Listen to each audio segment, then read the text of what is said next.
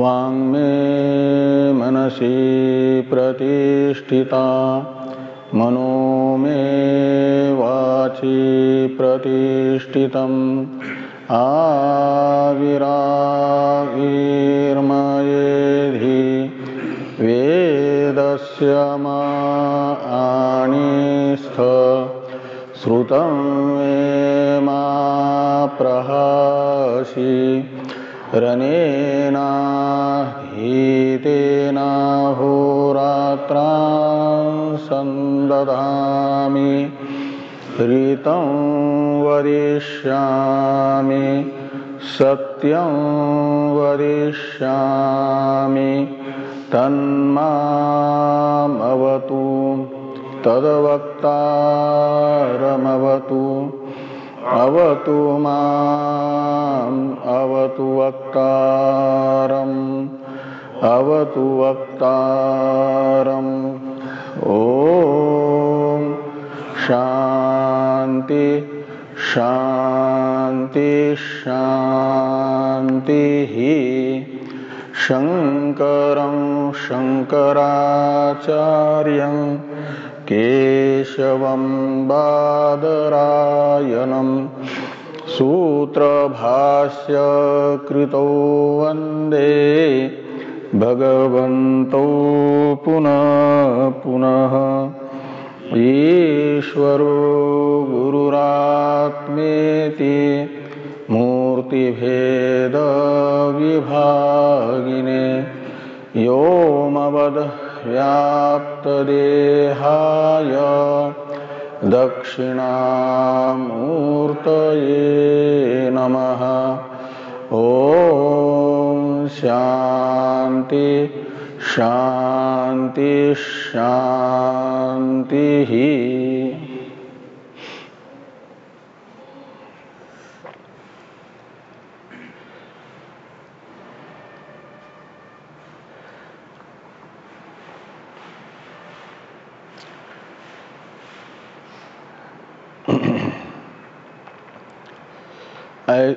ऋग्वेदीय ऐत्रेय उपनिषद के द्वितीय अध्याय के संबंध भाष्य की चर्चा हम लोग कर रहे हैं।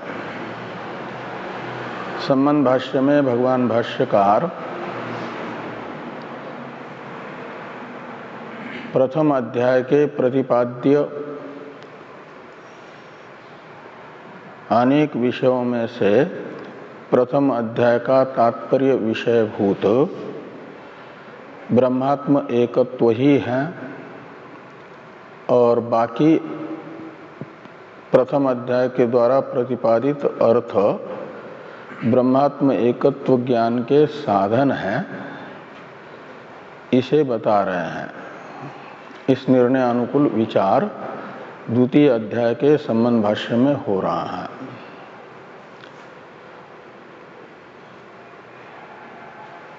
अब ये विचार करते करते यहाँ तक हम लोग आ गए थे। लंबा भाष्य है कि पूर्व पक्षी ने ये कहा था कि आपने भी आत्मदृष्टि को कादाचित बताया है। यदा श्रोता तदा न मनता इत्यादि भाष्य वाक्य से। तो पाक्षिकत्व आत्मदृष्टि में तथा श्रुति मति इत्यादि में मान करके आत्मा में श्रोतृत्वादि धर्म पाक्षिक हैं और पाक्षिक उनका अभाव है, अश्रोतृत्वादि है, ये माना था। और कानादादि मतों का जब उपादन किया जा रहा था उस समय भी यही बात आपने बताई थी। अनित्य ज्ञान को स्वीकार करके ही यह श्रोतृत्व तथा श्रोतृत्वाभाव आदि आत्मा में उपपन्न होते हैं करके। और इधर आकर के ये कहा कि आत्मा का जो ये है श्रोतृत्व और अश्रोतृत्व, ये दोनों नित्य हैं। ऐसा यदि कहेंगे श्रुति के आधार पर, न नित्यम एव, ये पहले तो ये दोनों को स्वीकार करते हैं तो विरोध उपस्थित होता है। ये बताया गया, ये शंका की गई थी ननु पाक्षिकत्वेन प्रत्युक्तम त्वया, इससे। और सिद्धांतियों ने इस शंका का निराकरण करते हुए कहा था कि हम आत्मा में पाक्षिक श्रोतृत्व, पाक्षिक अश्रोतृत्वादि नहीं मानते, अपितु नित्य ही श्रोतृत्वादि को स्वीकार करते हैं। केवल श्रुति निर्मूल तर्क के आधार पर नहीं, अपितु श्रुति के आधार पर।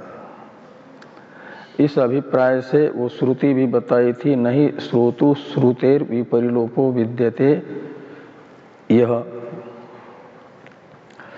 तो ये कहा गया यदि श्रुति को आप, श्रुति यानी शब्दजन्य ज्ञान का साक्षी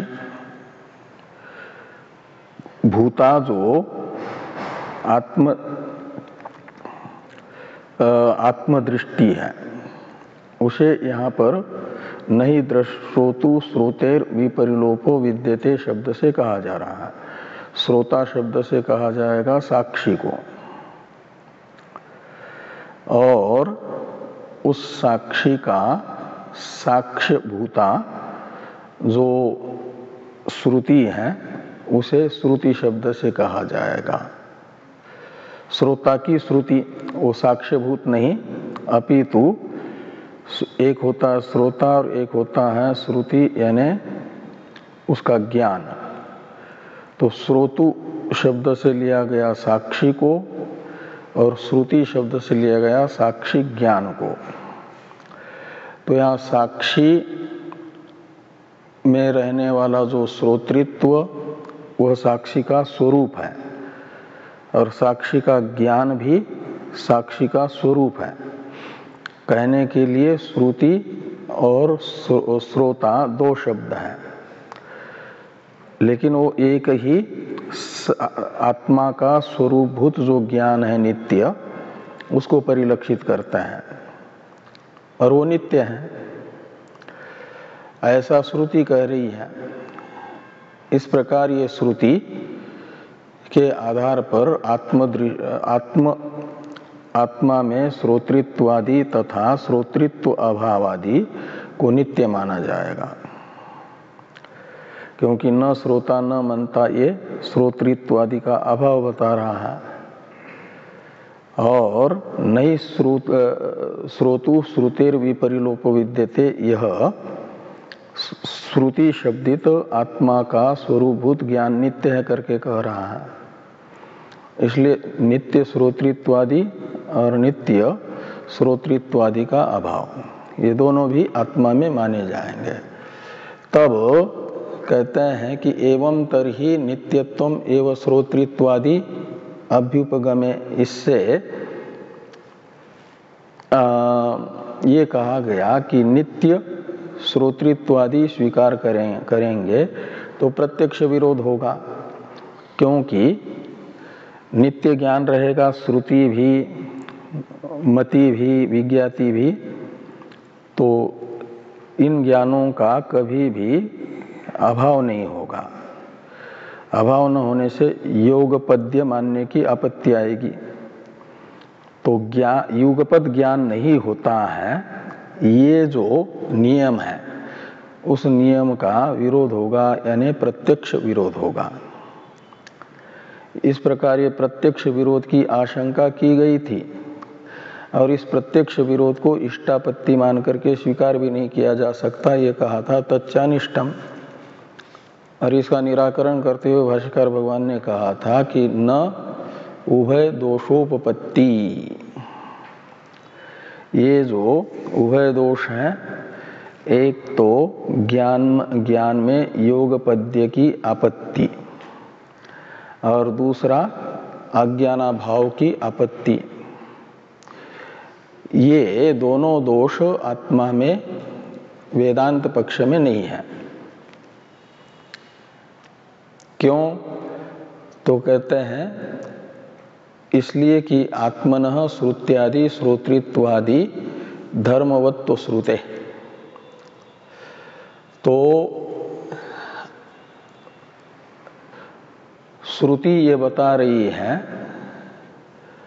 कि आत्मा में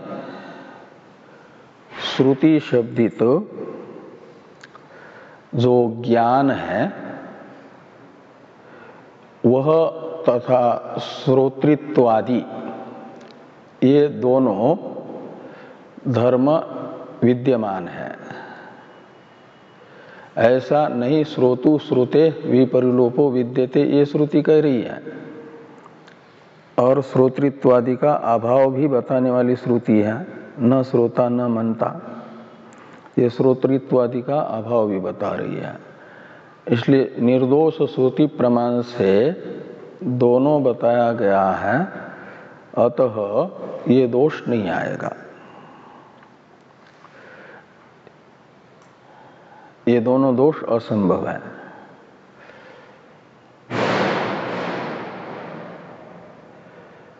अनित्यानाम मूर्तानाम इत्यादि से इसका वो उपादन किया कि जो अनित्य है चक्षुरादि, वो सावयव होने के कारण अनित्य है। अनित्य होने से उनसे उत्पन्न होने वाली अंतःकरण की वृत्ति रूप जो दृष्टि है, श्रोत्र इंद्रिय से उत्पन्न होने वाली जो श्रुति है, वो वृत्तियों का नाम होगा, वृत्त्यात्मक ज्ञान होगा। वह संयोग विभाग वियोग धर्मी जो चक्षुरादि हैं, उनसे होने वाले होने के कारण, यानी चक्षु तथा विषय का संयोग हो जाए तो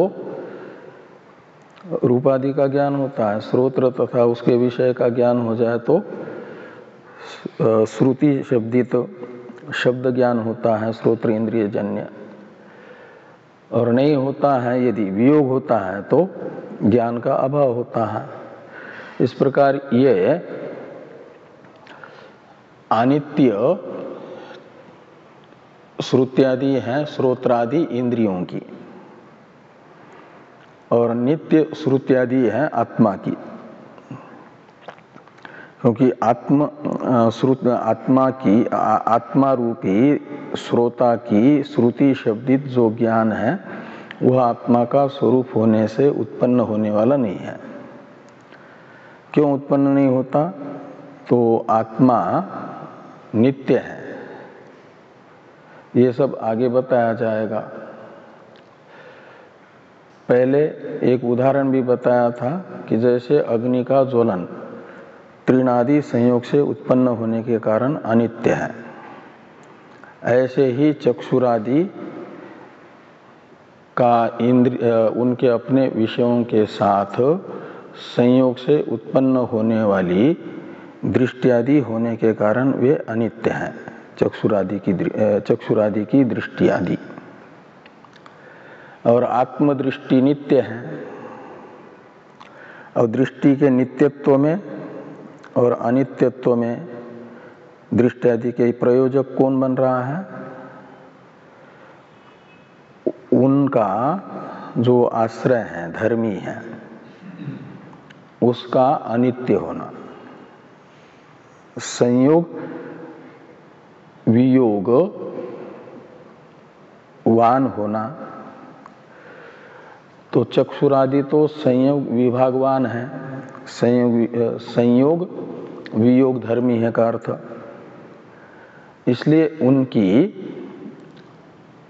जो दृष्टि है चक्षुरादि से उत्पन्न होने वाले दृष्टि अनित्य है। ऐसे आत्मदृष्टि की दृष्टि भी अनित्य होती यदि आत्मा अनित्य होता तो।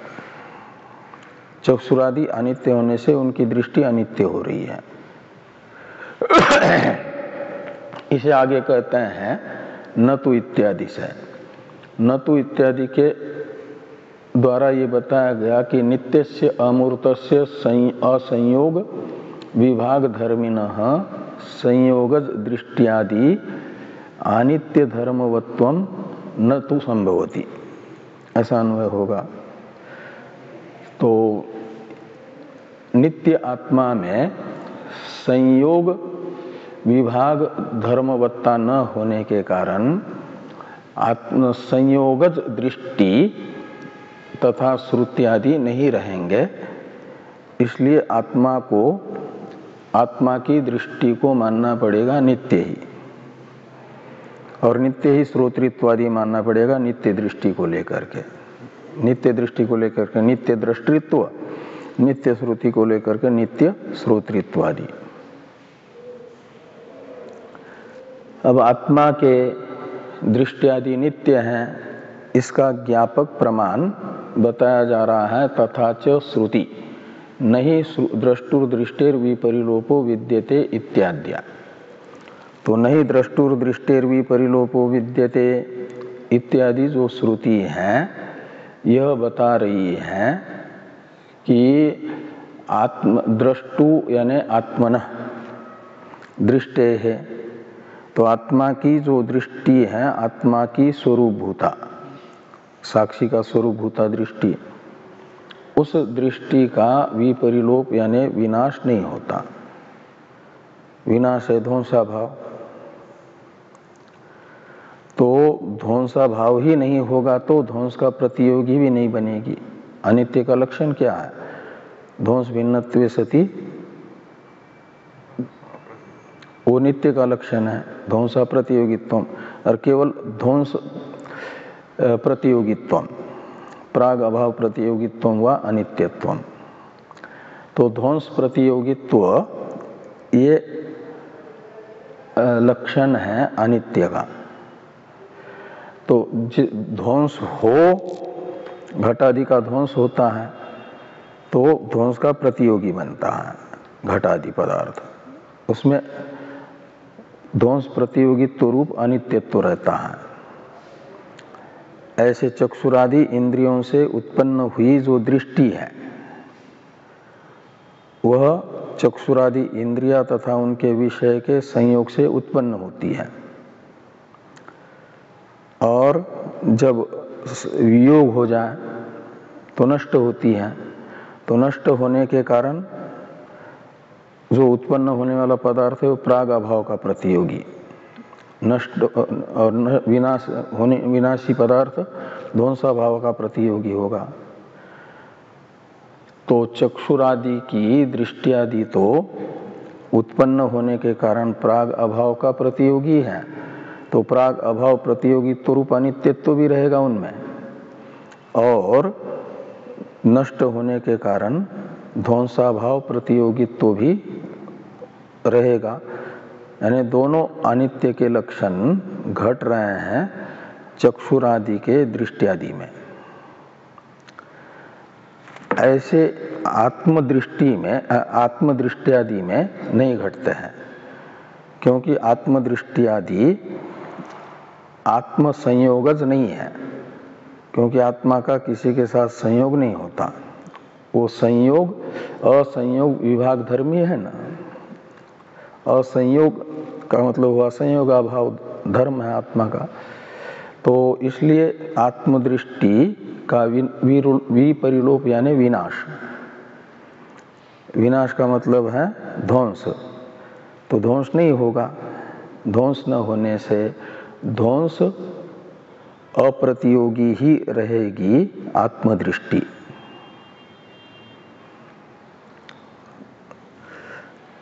तो बिना ध्वंस नहीं हुआ तो विपरिलोप शब्द ध्वंस को बताता है, और न विद्यते ये बताता है ध्वंस के अभाव को, विपरिलोप के अभाव को, यानी ध्वंसाभाव है। तो अभाव का अभाव प्रतियोगी स्वरूप होता है। किसके ध्वंस का अभाव बता रहा है ये वाक्य? तो दृष्टि के ध्वंस का अभाव। इसलिए मानना पड़ेगा कि दृष्टि के ध्वंस का अभाव का मतलब हुआ दृष्टि ही। अभाव का अभाव प्रतियोगी स्वरूप होता है ना, तो नित्य दृष्टि रहती है ये बता रहा है। आत्मा की दृष्टि नित्य है, उसका ध्वंसाभाव नहीं होता है ये बता करके कह रहा है। क्योंकि अनित्य का लक्षण ध्वंस प्रतियोगित्व है, वो नहीं घट रहा है। अपितु नित्य का लक्षण है ध्वंस भिन्नत्व सति ध्वंसा प्रतियोगित्व, वो घट रहा है आत्मदृष्टि में। इसलिए आत्मदृष्टि आदि नित्य है।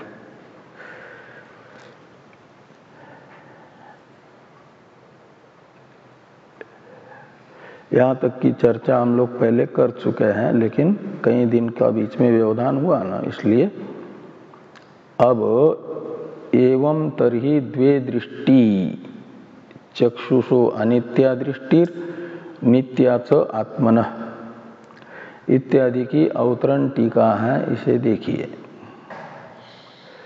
कि श्रुति तोपि नित्य दृष्टियादि सिद्धि, ये तो हो गया उसका अवतरण। तथा च श्रुति का, उससे आगे वाला तथा च इस प्रतीक के बाद वाला, नित्यानित्य दृष्टि द्वय अंगीकारे गौरवम शंकते एवं तरहि। पूर्व पक्षी सिद्धांति के मत में गौरव नामक दोष की आशंका करते हैं। कब गौरव नाम का दोष होगा? कहते दो दृष्टियों को स्वीकार करने पर। पूर्व पक्षी तो अनित्य एक ही दृष्टि स्वीकार करते हैं, इसलिए उनके मत में तो नित्य दृष्टि न होने से नहीं होगा गौरव। परमात्मा की नित्य दृष्टि है तो अनित्य दृष्टि परमात्मा में नहीं है, वो नित्य ही है। और जीवात्मा में अनित्य ही दृष्टि है, नित्य दृष्टि नहीं है। ये वैशेषिकों का कथन है ना, दो आत्मा है, जीवात्मा परमात्मा। उसमें परमात्मा एक है, सर्वज्ञ है, और उसकी सर्वज्ञता नित्य है। का मतलब दृष्टि नित्य है। एक ही आत्मा में दोनों नहीं मानते। और यहाँ पर तो दो दृष्टियां मानी जा रही है, एक जीवात्मा में ही, नित्य दृष्टि अनित्य दृष्टि। तो गौरव नामक दोष पूर्व पक्षी को दिख रहा है। तो इसलिए शंका करते हैं कि नित्यानित्य दृष्टि द्वय अंगीकारे, वेदांति के द्वारा यदि नित्य दृष्टि तथा अनित्य दृष्टि ऐसी दो दृष्टियों को स्वीकार किया जाएगा तो वेदांत मत में गौरव नामक दोष हो सकता है। ये शंका पूर्व पक्षी के द्वारा की जा रही है। एवं तरहि द्वे दृष्टि चक्षुषो अनित्या दृष्टिर नित्याच आत्मनः। तो एवं तरहि यानी अभी तक के वेदांति के प्रतिपादन के अनुसार एवं तरहि का अर्थ निकलेगा। चक्षुरादि की दृष्टि अनित्य, आत्मदृष्टि नित्य, ऐसी दो दृष्टि मानेंगे तो क्या होगा? तथा च द्वे श्रुति, तो दो दृष्टि, दो श्रुति, दो मति, दो विज्ञाति, ये सब मानना पड़ेगा। वो आगे कहते हैं तथा च द्वे श्रुति श्रोत्रस्य अनित्या नित्या च आत्मस्वरूपस्य। ऐसे तथा द्वे मति, मन की मति है अनित्य और आत्ममति है नित्य। ऐसे बुद्धि की विज्ञाति है अनित्य और आत्मा की विज्ञाति है नित्य। ये मानना पड़ेगा ना। बाह्या बाह्ये, तो बाह्य है बाह्यमति और विज्ञाति है मन और बुद्धि की। बाह्य यानी अनित्य अनात्म, अनात्मभूता, आत्मा की जो स्वरूपभूत नहीं है, आत्म स्वरूपांतर्गत जो नहीं है उसे बाह्य कहा जाएगा। और अबाह्य कहा जाएगा आत्ममति को, आत्मविज्ञाति को, वो आत्मा की स्वरूपभूत होने से अबाह्य है। बाह्य का अर्थ है बहिर्भवा बाह्या, और जो बाहर नहीं है अपितु आत्मस्वरूप के अंदर है। आत्मा तो बुद्धि के भी अभ्यंतर है ना, इसलिए क्या होगा, बुद्धि की जो विज्ञाति है वो तो बुद्धि में रहेगी, वो बाह्य हो जाएगी। किसकी दृष्टि से? आत्मस्वरूप की दृष्टि से। आत्मा तो बुद्धि शब्दित जो विज्ञानमय कोश उससे भी अभ्यंतर है ना, और इसलिए आत्मस्वरूप भूता दृष्टि अबाह्य रहेगी।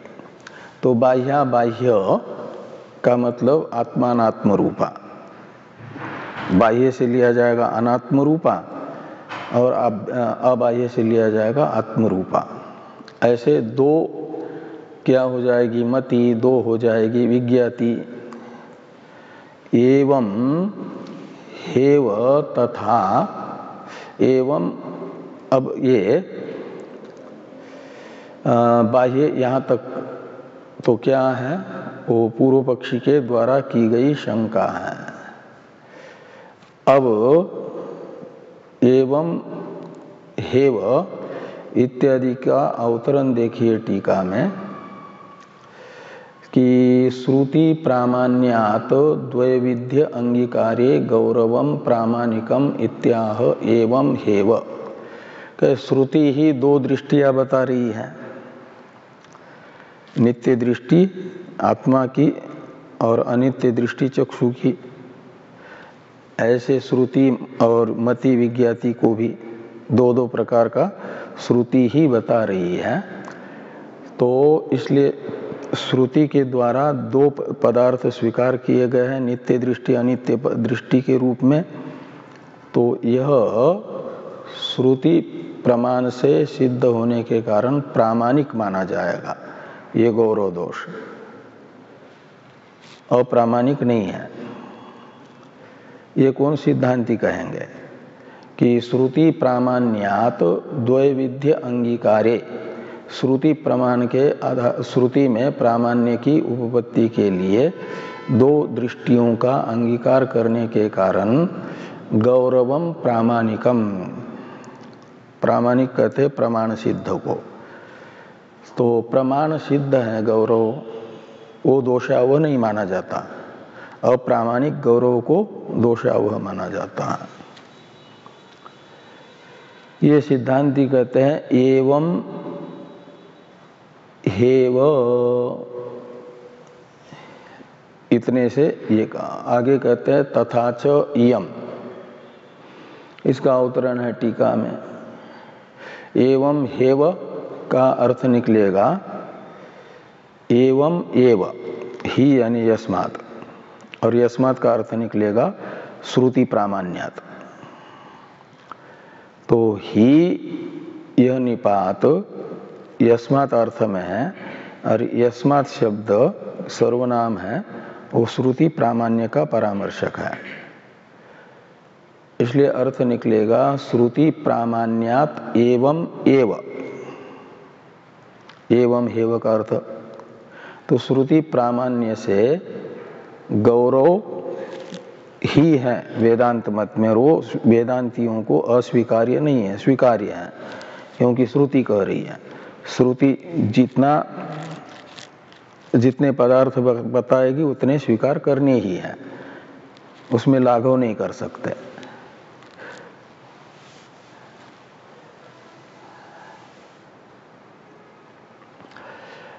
तो कहते हैं तथा च यम, इसका अर्थ कर रहा है टीकाकार। पहले भाष्य को देखिए कि तथा च यम श्रुति ही उपपन्ना भवति दृष्टेर द्रष्टा श्रुतेः श्रोता इत्याद्या।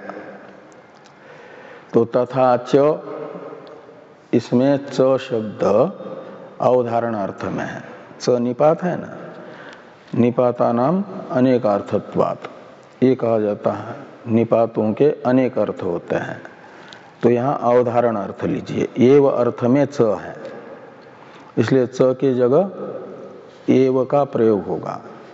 तो तथा एव ये अर्थ निकलेगा। तो तथैव ये टीका में टीकाकार लिखते हैं कि चो अवधारणार्थे, चो यानी चकार, कौन सा, तथा च के बाद में जो चकार है, इयम के पहले और तथा के बाद में, दोनों के बीच में आया हुआ च अवधारण अर्थ में है। तो च के स्थान पर अवधारण का वाचक एव निपात रखेंगे तो अर्थ निकलेगा तथैव। ये लिखा टीका में टीकाकार ने तथैव इत्यर्थ, तथा च का अर्थ निकलेगा तथैव, और तथैव का अर्थ निकलेगा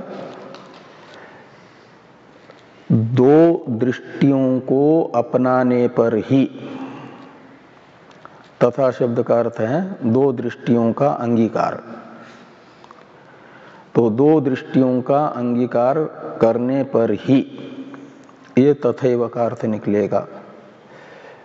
क्या होगा, कहते इयम श्रुति ही उपपन्ना भवति। तो इयम, ये भी इदम शब्द का प्रथमा का एक वचन है ना स्त्रीलिंग में, श्रुति का विशेषण है।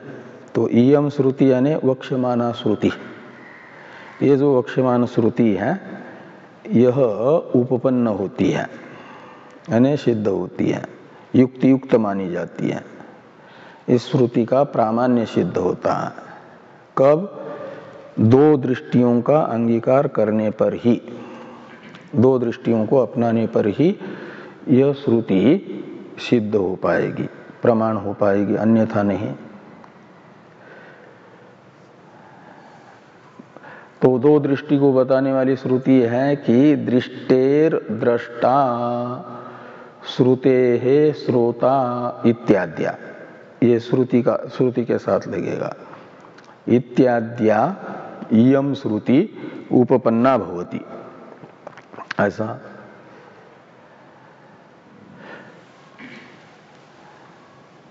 तथैव दृष्टिर दृष्टा श्रुते श्रोता इत्याद्या इयम श्रुति ही उपपन्ना भवति, ऐसा अन्वय होगा भाष्य वाक्य का।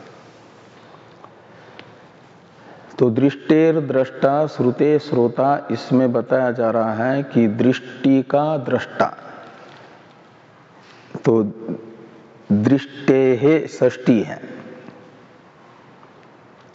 और षष्ठी विषय अर्थ में है। विषय अर्थ में होने से अर्थ निकलेगा कि ये जो षष्ट्यंत दृष्टि पद है उसमें प्रत्यय अंश विषयत्व को बता रहा है, और ये विषयत्व किस में बताएगा, प्रकृति अर्थ में। और प्रकृति कौन होगा, दृष्टि शब्द। प्रत्यय और प्रकृति ये दो होता है ना शब्द में। प्रत्यय जिस शब्द के पर में आता है शब्द स्वरूप के, उतने शब्द स्वरूप को कहा जाता है प्रकृति। तो दृष्टि ये प्रातिपदिक है, इस दृष्टि प्रातिपदिक से आ गया गसी प्रत्यय, गस प्रत्यय, इसलिए गस तो हुआ प्रत्यय षष्ठी, और दृष्टि इतना प्रातिपदिक हुआ प्रकृति। तो दृष्टि में जो प्रत्यय अंश है षष्ठी, उसका अर्थ है विषयत्व, वह अपने प्रकृति के अर्थ में अपना विषयत्व रूप अर्थ बताएगा। प्रत्ययार्थ प्रकृति अर्थ में विशेषण बनता है, ये ध्यान में आना। दृष्टि में दृष्टे है, इसमें दो अंश है ना, एक प्रकृति अंश एक प्रत्यय अंश। प्रत्यय अंश कौन सा है, षष्ठी। तो उसका अर्थ क्या है, विषयत्व।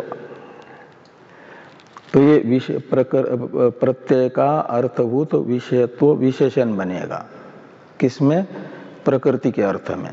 तो प्रकृति है दृष्टि, तो उसमें विषयत्व बन जाएगा विशेषण। तो अर्थ निकलेगा विषयत्व विशिष्टा दृष्टि। ये दृष्टे का ही अर्थ निकलेगा। वो किसका विषयत्व है? विषयत्व का प्रतिपादक कौन है? तो दृष्टा। दृष्टा शब्द से लेना आत्मा को। और एक दृष्टा होता है, उसे उसकी भी एक दृष्टि होती है। दृष्टा की भी दृष्टि होती है ना। तो दृष्टा की एक दृष्टि हुई, दृष्टा हुआ साक्षी, उसकी दृष्टि हुई, उसका स्वरूपभूत ज्ञान और उस ज्ञान का विषयत्व दृष्टि में बताया जाएगा। का मतलब चक्षु इंद्रिय जन्य वृत्ति को लिया गया षष्ट्यंत दृष्टिपद से अनित्य दृष्टि को, और दृष्टा शब्द से दृष्टि, वो भी दृष्टिवान होता है ना, उसकी स्वरूपभूता दृष्टि है। दृष्टित्व धर्म यानी दृष्टि, वो स्वरूपभूत जो दृष्टि है उसका विषयत्व बताया जा रहा है अनित्य दृष्टि में। तो दृष्टा शब्द ने ही एक आत्मा की स्वरूपभूत नित्य दृष्टि को बताया है, श्रुतिस्थ दृष्टा शब्द ने। और दृष्टा की स्वरूपभूता जो नित्य दृष्टि, उसका विषय कौन है? चक्षु इंद्रिय से जन्य अनित्य दृष्टि। का मतलब ये हुआ कि चक्षु इंद्रिय जन्य घटाद्याकार वृत्ति का साक्षी आत्मा है। तो साक्षी की एक साक्षी रूपा दृष्टि हो गई और एक चक्षुरादि इंद्रियों की घटादि विषयक दृष्टि हो गई। इस प्रकार ये दो दृष्टि अपनाते हैं। तो इस श्रुति के द्वारा बताया गया जो अनित्य दृष्टि तथा नित्य दृष्टि में विषय विषयी भाव संबंध है, वह उपपन्न होता है, अन्यथा नहीं। दो दृष्टि अपनाने पर ही होगा। इसे कह रहे हैं टीका में टीकाकार कि दृष्टि विषयक दृष्टिमान इत्यर्थ इति तदर्थ। तदर्थ यानी श्रुत्यर्थ। दृष्टेर दृष्टा, इस श्रुति का अर्थ ये है। तदर्थ में तत्शब्द से दृष्टेर दृष्टा इस श्रुति वाक्य को लेना। तो दृष्टेर दृष्टा इस श्रुति का अर्थ ये है। इति का अर्थ है यह। क्या अर्थ है? कि दृष्टि विषयक दृष्टिमान। दृष्टा शब्द का अर्थ है दृष्टिमान, लेकिन कैसी दृष्टि वाला? तो जैसे बुद्धिमान का अर्थ होता है बुद्धि वाला, ऐसे दृष्टिमान का अर्थ निकलेगा दृष्टि वाला। तो कैसी दृष्टि वाला? तो कहते हैं दृष्टि विषयक दृष्टि। तो दृष्टि यानी चक्षु से उत्पन्न हुआ घटादि विषयक वृत्त्यात्मक ज्ञान, ये है दृष्टि विषयक में प्रथम दृष्टि शब्द का अर्थ। और ये दृष्टि है विषय जिस दृष्टि का, आत्मदृष्टि का यानी नित्य दृष्टि का। अनित्य दृष्टि विषय है जिस नित्य दृष्टि का, उसे कहा जाएगा दृष्टि विषयक दृष्टि शब्द से। और वो जिसकी है, वो किसकी है? आत्मा की। इसलिए आत्मा को कहा जाएगा दृष्टि विषयक दृष्टिमान। ये दृष्टेर दृष्टा इस श्रुति का अर्थ निकलेगा। आगे कहते हैं कि तत्र विषय विषयी भावस्य एकस्मिन् असंभवात् दृष्टिद्वयं प्रतीयते इति दृष्टिद्वय विद्धे सत्येव इयम्। श्रुति उपपद्यते न अन्यथा इत्यर्थ। तो तत्र यानी तस्याम श्रुतौ, ये तत्र का अर्थ निकलेगा। उस श्रुति में क्या होता है? तो विषय विषयी भावस्य एकस्मिन् असंभवात्। तो विषय विषयी भाव संबंध हुआ ना, विषय विषयी भावत्व कहो या विषय विषयित्व कहो या विषय विषयी भाव कहो, एक संबंध है। ये एक ही दृष्टि यदि होगी, एकस्मिन् असंभवात्, तब तो एक ही दृष्टि मानेंगे तो एक में ये संबंध संभव नहीं है, विषय विषयित्व भाव। इसलिए दृष्टि द्वयम प्रतीयते, दो द्रष्टियां इस श्रुति के द्वारा प्रतिपादित हो रही है, ऐसा प्रतीत होता है। इति दृष्टि द्वय विध्ये सत्येव, इस प्रकार दो दृष्टियों के होने पर ही दृष्टेर दृष्टा यह श्रुति उपपन्न होती है। इयम श्रुति उपपद्यते न अन्यथा, यानी एक दृष्टि मात्र स्वीकार करने पर इस श्रुति की उपपत्ति नहीं होगी, ये श्रुति उपपन्न नहीं हो पाएगी। इसे समझाने के लिए लौकिक दृष्टांत भी बताया जा रहा है कि लोकेपि प्रसिद्धम, भाष्य में चक्षुषः तिमिरागम आपाययोः नष्टा दृष्टिर्जाता दृष्टि रीति चक्षुर्दृष्टेरनित्यत्वम्। ये कहते हैं कि लोकेपि प्रसिद्धम, तो लोक में भी प्रसिद्ध है। क्या प्रसिद्ध है लोक में? कि चक्षुषः तिमिरागम आपाययोः नष्टा दृष्टिर्जाता दृष्टि इति चक्षुषो अनित्यत्वम, चक्षुदृष्टिर अनित्यत्वम लोकेपि प्रसिद्धम। यह अनित्यत्वम के साथ प्रसिद्धम पद को जोड़ना। चक्षु के दृष्टि का अनित्यत्व लोक में भी प्रसिद्ध है। लोकेपि चक्षुर्दृष्टेर अनित्यत्वम प्रसिद्धम, ऐसा अन्वय करिए। तो लोक में चक्षु दृष्टि का अनित्यत्व कैसे प्रसिद्ध है, इसे स्पष्ट करने के लिए उपादन किया जा रहा है कि चक्षुषः तिमिरागमापाययोः। तो चक्षु में एक तिमिर नाम का रोग कभी कभी होता है किसी को। तो तिमिर रोग होने पर एक वस्तु दो दिखती है, एक चंद्रमा दो दिखता है।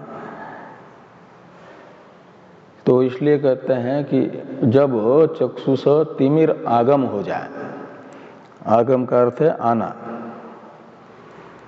तो चक्षु में तिमिर नामक दोष के आ जाने पर क्या हो जाता है कि जो प्रामाणिक दृष्टि होती है, यथार्थ दृष्टि होती है कि एकस चंद्र एक है, इस एक दृष्टि का क्या हो जाता है? नाश हो जाता है। और दो चंद्रमा दिखते हैं भ्रांति से, यानी यथार्थ ज्ञान नहीं रहता, हो जाता है अयथार्थ ज्ञान। और तिमिर चला जाए तो फिर अयथार्थ ज्ञान भी चला जाता है। तो या तो ऐसे लगाना कि चक्षुष तिमिरागमे दृष्टिर्जाता, यानी भ्रांत्यात्मक दृष्टि उत्पन्न होती है, और चक्षुष तिमिराग आपायोः, अपाय कहते हैं नाश को, तो तिमिर नामक रोग का नाश हो जाए, निवृत्ति हो जाए, तो फिर क्या होता है, दृष्टिर्जाता, वो यथार्थ दृष्टि उत्पन्न होती है और भ्रांति नष्ट होती है। इति चक्षुर्दृष्टे अनित्यत्वम लोके प्रसिद्धम, ऐसा लगाना।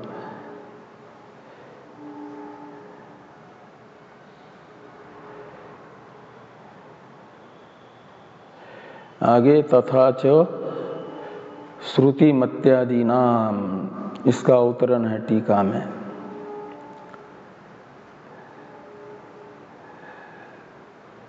तो टीका को देखिए, तिमिर रोगस्य आगमे नष्टा दृष्टि, यानी वास्तविक जो दृष्टि है वो नष्ट हो गई, ये व्यवहार होता है जब तिमिर रोग आ जाता है चक्षु में। और तिमिर रोगस्य अपाये च जाता दृष्टि, तो दृष्टि उत्पन्न हुई इति प्रतीते, यह प्रतीत होता है। जन्मनाश योगिनी अनित्या दृष्टि, तो जन्मनाश संबंधी एक अनित्य दृष्टि है चक्षु की। जन्मनाश योगिनी का मतलब उत्पन्न होने वाली, नष्ट होने वाली, अनित्य दृष्टि हो गई ये का। और तदीय जन्मनाश साक्षी भूता द्वितीया दृष्टिरस्ति इति लोकेपि प्रतीयते, इत्याह लोकेपि, ये लोकेपि का अवतरण था। तो एक तो उत्पन्न होने वाली तिमिर रोग के जाने पर नष्ट होने वाली, तिमिर रोग का नाश होने पर उत्पन्न होने वाली अनित्य दृष्टि एक हो गई। और एक है उस अनित्य दृष्टि के जन्मनाश को देखने वाली दृष्टि, वो नित्य दृष्टि है। रोग चला गया तो दृष्टि, अनित्य दृष्टि जो वास्तविक थी एक चंद्रमा विषयक, वह नित्य उत्पन्न हो गई अनित्य दृष्टि, और रोग आया तो नष्ट हो गई।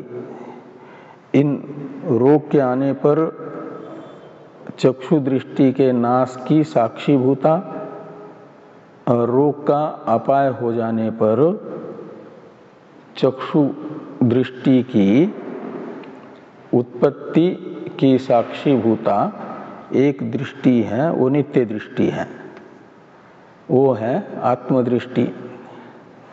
इसे आगे कह रहे हैं, इस अभिप्राय से ही ये लोके पीछे लेकर के आगे तक का वाक्य है। और आत्मदृष्टियादिनांच, इसका अवतरण है टीका में कि अनित्यत्वम नित्यत्वंच प्रसिद्धम इति अनुसंग। अच्छा, श्रुति मत्यादि नाम के साथ है वो। तथा च श्रुति मत्यादि नाम, इसके अवतरण में क्या लिखा है, कुछ नहीं लिखा। चक्षुर्दृष्टे इति उपलक्षणम आत्मदृष्टेर नित्यत्वंच प्रसिद्धम इति द्रष्टव्यम, यानी चक्षु की दृष्टि अनित्य है। यहाँ पर चक्षु दृष्टि शब्द जो है उपलक्षण है आत्मदृष्टि का भी, तो अर्थ निकलेगा चक्षु दृष्टि में अनित्यत्व प्रसिद्ध है और आत्मदृष्टि में नित्यत्व प्रसिद्ध है। इसे तथा च इस प्रतीक के बाद में ये करेंगे। पहले टीका को देखिए। तथा च श्रुति मत्यादि नाम आत्मदृष्टियादीनांच नित्यत्वम प्रसिद्धम एव लोके। तो जैसा चक्षुरादि दृष्टि में अनित्यत्व प्रसिद्ध है, ऐसे ही तथा च का अर्थ निकलेगा ऐसे ही, वैसे ही क्या होगा कि श्रुति मत्यादि नाम आत्मदृष्टिनांच नित्यत्वम प्रसिद्धम एव, तो आत्मदृष्टियादि में नित्यत्व भी प्रसिद्ध ही है लोक में।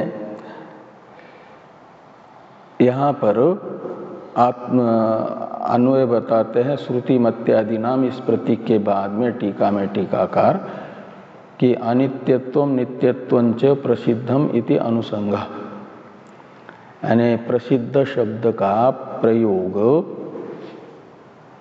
जो शुरू में है ना, लोकेपि प्रसिद्धम भाष्य में, उस लोकेपि प्रसिद्धम के प्रसिद्धम यहाँ पर आए हुए प्रसिद्ध शब्द का अनुसंग यानी संबंध,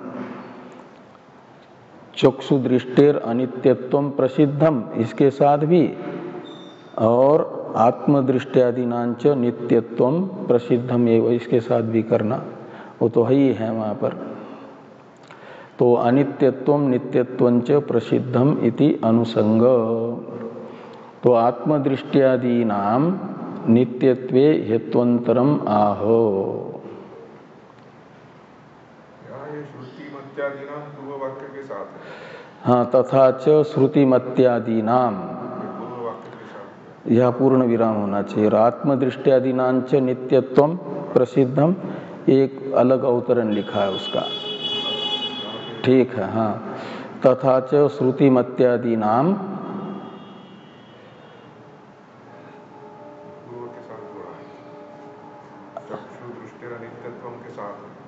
हाँ, तथा च श्रुति मत्यादीनाम अनित्यत्वम प्रसिद्धम, ऐसा करिए। कॉमा दिया है पूर्व वाक्य के साथ। हाँ, पूर्व वाक्य के साथ। हाँ, तो अनित्यत्वम के पास कॉमा और तथा च श्रुति मत्यादीनाम, यह पूर्ण विराम है। पूर्ण विराम है, इसमें ऐसा नहीं है। पूर्ण विराम वहाँ पर हो तो अच्छा ही है। कहाँ पर? श्रुति मत्यादीनाम, इसके पास में पूर्ण विराम होना चाहिए। तब ये टीका में भी जो लिखा है अनित्यत्वम नित्यत्वंच प्रसिद्धम इति अनुसंग,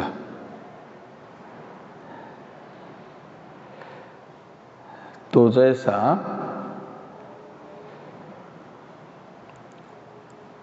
आत्मदृष्टि में नित्यत्व अनित्यत्व प्रसिद्ध है लोक में, ऐसा श्रुति मत्यादि में भी अनित्यत्व नित्यत्व प्रसिद्ध रहेगा लोक में। अनित्यत्व रहेगा श्रोत्रादि इंद्रियों की श्रुत्यादि में, और नित्यत्व रहेगा आत्म श्रुत्यादि में। अब ये अलग से आत्मदृष्टयादीनांच नित्यत्वम प्रसिद्धम एव, इसका अवतरण है टीका में, आत्मदृष्टयादीनाम नित्यत्वे हेत्वंतरम आह आत्मदृष्टयादीनांच इति। तो आत्मदृष्टयादीनांच इस वाक्य से आत्मदृष्टयादि के नित्यत्व में और एक हेतु बताया जाता है। एक तो लोक प्रसिद्धि हेतु बताया ही, यानी श्रुति प्रमाण एक बताया, इससे अतिरिक्त तो लोक प्रसिद्धि नामक हेतु भी बताया जा रहा है, लोक प्रसिद्धि को बताया जा रहा है। इस अभिप्राय से लिखते हैं कि आत्मदृष्टयादि नाम नित्यत्वे हेत्वंतरम आह, इसमें हेतु से लेना ये दृष्टेर दृष्टा, इस श्रुति की उपपत्ति दो दृष्टि को स्वीकार किए बिना अनुपपन्न होने से, न हो पाने से, का मतलब एक स्रोत अर्थापत्ति प्रमाण बताया। आत्मदृष्टि के नित्य होने में स्रोत अर्थापत्ति प्रमाण पूर्व वाक्य से बताया गया। तथा च श्रुति मत्यादि नाम, यहाँ तक के वाक्य के द्वारा, यानी दृष्टेर दृष्टा इस श्रुति के द्वारा जो श्रुत अर्थ है वह अनुपपन्न हो रहा है न, दो दृष्टि नहीं स्वीकार करेंगे तो दो दृष्टि अपनाने पर ही उपपन्न होता है, ये कहा। वो हो गया श्रुत अर्थापत्ति प्रमाण। तो हेत्वंतरम शब्द से लीजिए, हेतु शब्द से लीजिए श्रुत अर्थापत्ति प्रमाण रूप हेतु। आत्मा के दृष्टि में नित्यत्व का उपादक श्रुत अर्थापत्ति प्रमाण से अतिरिक्त हेत्वंतर हो जाएगा, यानी प्रमाणांतर हो जाएगा आपका लोक प्रसिद्धि रूप प्रमाण। इसलिए हेत्वंतरम का अर्थ निकलेगा लोक प्रसिद्धि। उसे बताया जा रहा है आत्मदृष्टियादीनांच नित्यत्वम प्रसिद्धम एव लोके। यहाँ पूर्ण विराम है लोके के पास, दूसरी पुस्तक में भाष्य में आत्मदृष्टियादीनांच नित्यत्वम प्रसिद्धम एव लोके। यहाँ पूर्ण विराम है कि नहीं? हाँ, होना चाहिए। 2 पूर्ण विराम छूट गए यहाँ पर इस पुस्तक में, इसलिए वाक्य का अन्वय लगाने में गड़बड़ी हो जाती है ना। वो तथा च श्रुति मत्यादीनाम, यहाँ एक पूर्ण विराम होना चाहिए और एक होना चाहिए आत्मदृष्टियादीनांच नित्यत्वम प्रसिद्धम एव लोके। यहाँ फिर वदति ही, ये अलग वाक्य है। तो ये जो वाक्य हुआ आत्मदृष्टियादीनांच नित्यत्वम प्रसिद्धम एव लोके, इस वाक्य ने ये बताया कि लोक में आत्मदृष्टियादि का नित्यत्व प्रसिद्ध ही है। अब थोड़ा टीका में है एक इसका अर्थ, उसको देखिए कि स्वप्ने चक्षुषो अभावेपि दृष्टेः सत्वात् न सा चक्षुर्जन्या इति नित्यैव इत्यर्थ। तो स्वप्ने चक्षुषो अभावेपि दृष्टेः सत्वात्, तो स्वप्न में चक्षु का अभाव होने पर भी दृष्टेः सत्वात्, चक्षु इंद्रिय यानी सभी बाह्य इंद्रियों का व्यापारोपरम होता है ना। कब? जब वो हो जाता है क्या? स्वप्न होता है। जागृत अवस्था में बाह्य इंद्रियां रहती हैं, स्वप्न अवस्था में केवल अंतःकरण रहता है, बाह्य इंद्रियों का व्यापार नहीं होता। सविषय सव्यापार बाह्य इंद्रियों का लय होता है मन में, और केवल सब व्यापार रहता है मन। किसमें?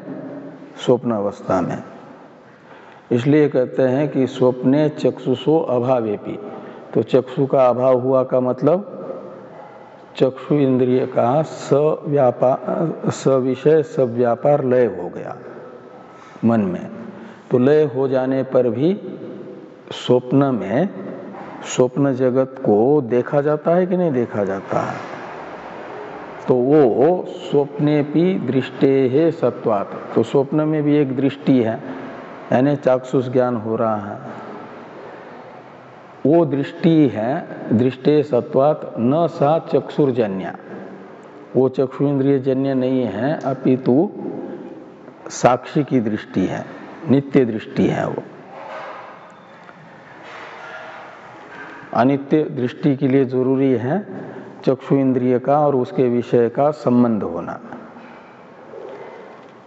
तो स्वप्न में नित्य दृष्टि है, ऐसे नित्य श्रुति है, नित्य मति है, ये समझना।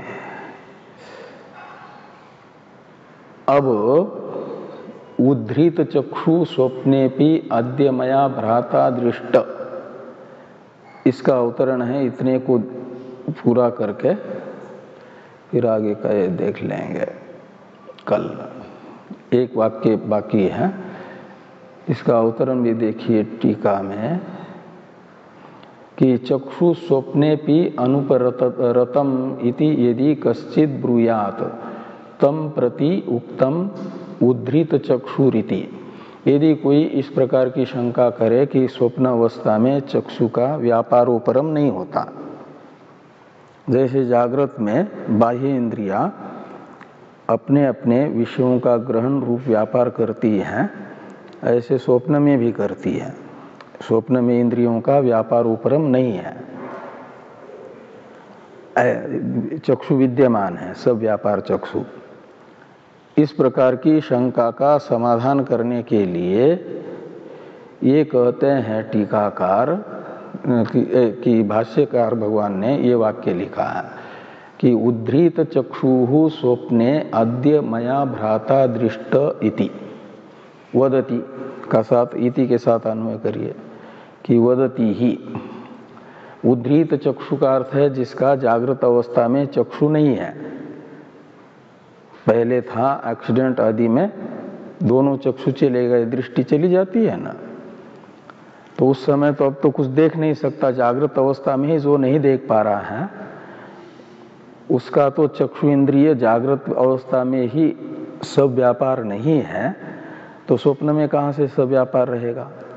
लेकिन स्वप्न में वह देखता है स्वप्न कि अद्य मया भ्राता दृष्ट, सालों पहले स्वर्गवासी हुए भ्राता को मैंने देखा, ये कहता है। ये जो कहना हुआ ये ज्ञापन करता है किसका, जागृत अवस्था में जिसकी चक्षु इंद्रिया सब व्यापार नहीं है, यानी इंद्रिय चक्षु इंद्रिय रहित है जो जागृत अवस्था में, वह स्वप्न में देखता है कि मैंने सालों पहले स्वर्गवासी हुए भाई का दर्शन किया। ये ज्ञापन करता है कि स्वप्न में इंद्रियों का लय ही होता है, इंद्रिया से व्यापार नहीं होती है। ऐसे ही बाधिरी आदि के विषय में है एक वाक्य टीका में भी, लेकिन लंबा है थोड़ा, फिर वो कल देखते हैं हम लोग। ओम वांग में मनसी प्रतिष्ठिता मनो में वाची प्रतिष्ठितम आविरा वीर्मयेधि वेदस्य मानिस्थ श्रुतं मे मा प्रहासी रनेनाधीतेनाहोरात्रां संदधामि ऋतं वदिष्यामि सत्यं वदिष्यामि तन्मामवतु तद्वक्तारमवतु अवतु माम् अवतु वक्तारम् अवतु वक्तारम्। ओम शांति शांति शांति। शंकरं शंकराचार्यं केशवं बादरायणं सूत्रभाष्य पुनः पुनः ईश्वरो गुरुरात्मेति मूर्तिभेद व्योमवद्व्याप्तदेहाय दक्षिणामूर्तये नमः। ओम शांति शांति शांति।